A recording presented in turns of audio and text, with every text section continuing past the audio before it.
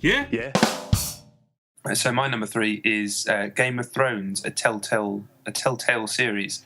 Oh, yeah. Game of Thrones. I'm sure people know what this is from the makers of The Walking Dead, although not the specific writers of The Walking Dead.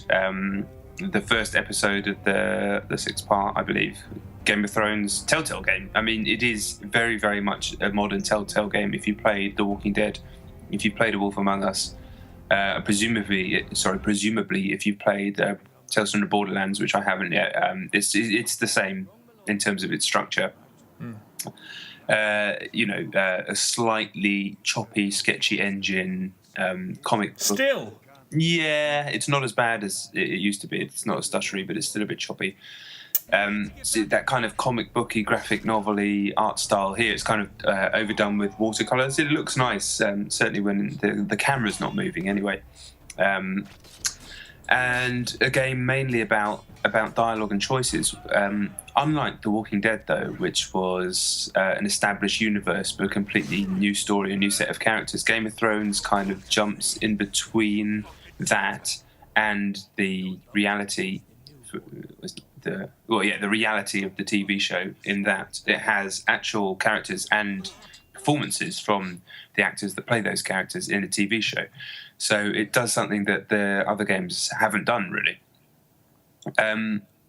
You play as various members of the Forrester house, which in Game of Thrones is a bunch of houses. The Starks are a house where Sean Bean is in the first series, and these bunch are loyal to them. They live up in the north. They're kind of rugged Northerners. You don't need to know more than that. I know you're not a big Game of Thrones guy. Not myself, no. But they're kind of a fairly. The whole thing starts at, if you know Game of Thrones, and I'm not going to throw any spoilers out there, but the first event of the game is set at the Red Wedding, which is a really infamous part of the Game of Thrones story. I won't go into what happens, but your character that you play at the beginning is outside and needs to get away, and then the game starts when he gets back to House Forrester, like where they live, basically.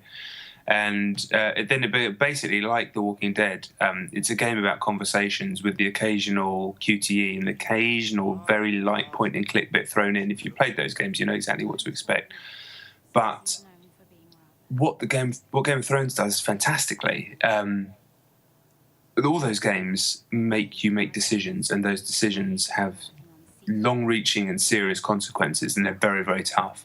And they write the characters well enough so you feel like those decisions are difficult to make. What Game of Thrones does differently, though, is because you are, for the first episode anyways, major scenes interacting with characters that you'll know from the TV show. So there's one kind of lengthy scene where you're being interrogated by Cersei, who's the queen, in the throne room, and she is like a notoriously manipulative and very unpleasant woman, and she's trying to cut you down basically verbally, and it's all in the presence of Peter Dinklage, Tyrion, who gives a much better performance than he does in Destiny, mainly because he obviously knows what he's doing with this character, and the dialogue's a little bit better, to say the least. But you have this brilliant scene where you're getting cut down by her, and you're working out whether you need to play loyalties to her, the loyalties to the people back home, loyalties to the woman you're with, who's played by Natalie Dormer, or if you want to try and get Tyrion on side. And it's all done very carefully through dialogue choices, and it's all very convincing to people who've watched the TV show and presumably who've read the books, which I haven't. And then in the standout scene later on, you're interacting with Ramsay Snow, who's I can't remember this Ewan. I forget his surname. Sorry, is the chap who's in Misfits and in Game of Thrones. Very good actor, and his performance in the game is fantastic as well. And this really long, very, very tense scene where you're interacting with him, and basically it's fan service on a completely different level. Like, the promise of licensed games has always been to kind of put you in the world of something that you're a fan of or excited by, but it's always been pretty much universally with any licensed game. Yeah, it puts you in that world, but it gives you a gameplay mechanic that is of a video game. You just happen to be in that world, and there might be characters there, but all that stuff is kind of scenery, really. Whereas this, you're literally doing what happens in the TV show. Most of that show is just about politics, intrigue, betrayal, and long stretches of dialogue and interaction. That's what the show mainly is. And this is what you're in the middle of that with the characters from the show, making choices that have these really occasionally devastating consequences. And while there are some moments that sag for sure, there really are, like the middle section and sort of the bit just after the beginning do sag quite a bit compared to those highlight scenes. It's worth the price of entry easily for anyone who's a fan of the show, just for those scenes alone.